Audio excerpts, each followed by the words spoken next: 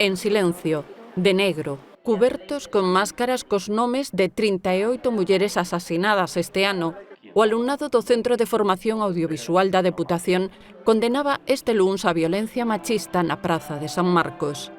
Hoxe fixemos o noso silencio, pero non calamos. Sabemos que a violencia machista non é unha noticia illada, nin un problema privado. É unha lacra social, unha realidade estrutural que destrúe vidas, proxectos e futuro. E non a imos tolerar. O deputado de Promoción Económica e Social Pablo Rivera acompañou o estudantado de audiovisuais na posta en escena da súa repulsa. Non é unha celebración, é unha declaración. É un recordo para as mulleres que xa non están e un compromiso cos que seguen vivas. Unha declaración en defensa da igualdade, do respecto e da liberdade, a que os alumnos e alumnas de audiovisuais dan visibilidade baixo o lema En camiño contra as violencias.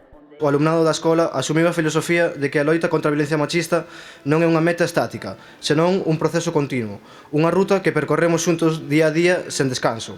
Para nós, o camiño representa o movimento, a acción e a resistencia constante fronte a todas as formas de agresión, tanto as visibles como as soterradas.